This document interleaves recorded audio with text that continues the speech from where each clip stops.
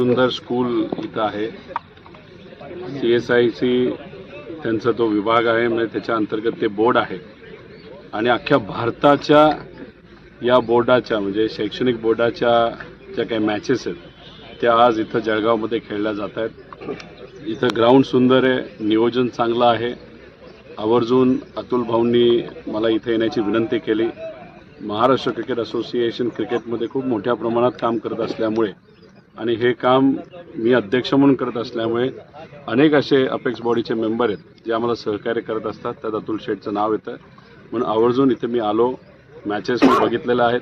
खूप चांगलं नियोजन आहे आणि योगायोग आज मी इथे आलो आणि महाराष्ट्र विरुद्ध उत्तराखंड अशी ती मॅच होती ज्याच्यामध्ये महाराष्ट्र जिंकलेला आहे. त्यामुळे त्यांचं मी अभिनंदन केलं. पण सुरुवात आजपासून झाली, त्यामुळे चांगलं टुर्नामेंट इथं ऑर्गनाईज केली गेली. चौफेर फटकेबाजी आपण या ठिकाणी केलेली आहे.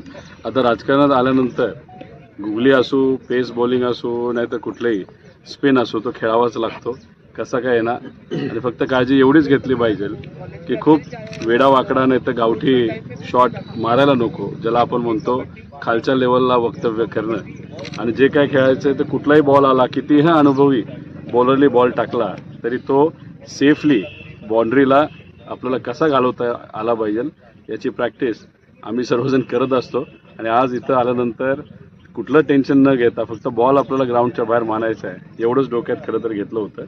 आणि जी माझी राजकीय प्रॅक्टिसमध्ये एक कोच बरेच आहेत, त्यातलं एक मराठी मीडियासुद्धा खरं तर माझी कोच आहे. अनेक वेळा वेडेवाकडे प्रश्न म्हणजे अभ्यासूच असतात, पण कधी कधी अवघड प्रश्न विचारतात, त्याला वेगळं उत्तर नाहीतर वेगळ्या पद्धतीने त्याला कसं आपल्याला बायपास करता येईल याचा प्रयत्न आत्तापर्यंत केलेला आहे. म्हणून कुठल्या कॉन्ट्रोवर्सीमध्ये सापडलो नाही.